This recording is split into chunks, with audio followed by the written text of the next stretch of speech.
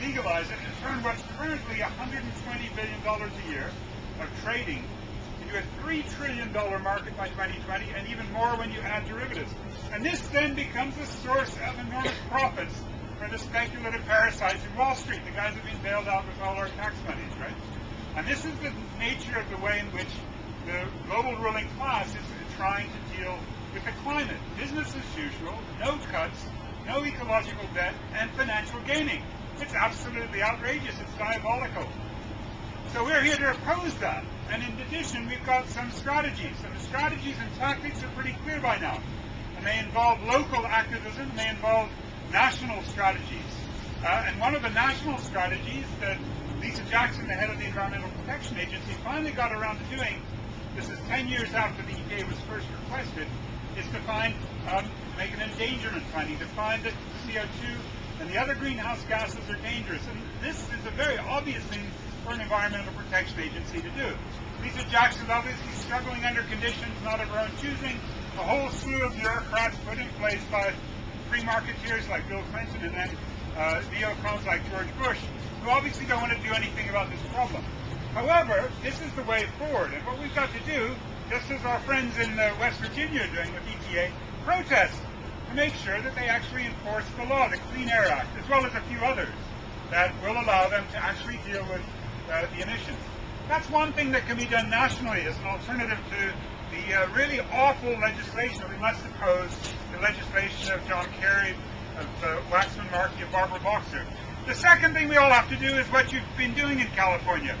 That is, keep the oil in the damn soil or underwater. You've already got a very strong track record of opposing the drilling of oil in Alaska, in the offshore. Part of what we're doing here is we're letting the world know that the people in the United States stand shoulder to shoulder with people around the world, and that we're going to create so much people power that we're going to push on Obama harder than big oil and big coal are, right? Yeah! So,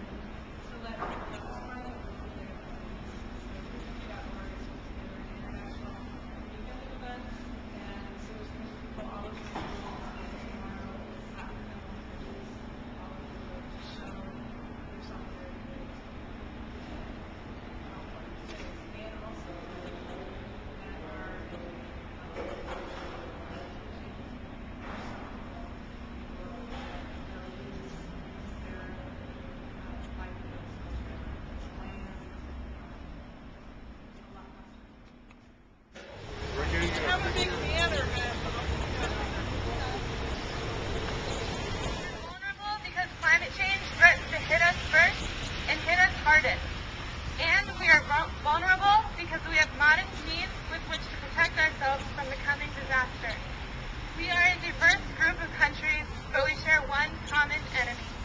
For us, climate change is no distant or abstract threat, but a clear and present danger to our survival. So getting to 350 is one key thing. Another key thing for us is protecting the ability of the Clean Air Act to curb carbon pollution. And I don't know if you've heard, but the Center and 350.org filed a petition under the Clean Air Act last week to cap carbon in parts per million. And there are key provisions of the Clean Air Act that actually restrict the work of the House and the Senate version of some of those provisions. We are deeply concerned about that. Good to know. In particular, we have a letter signed by about 100 groups, and also about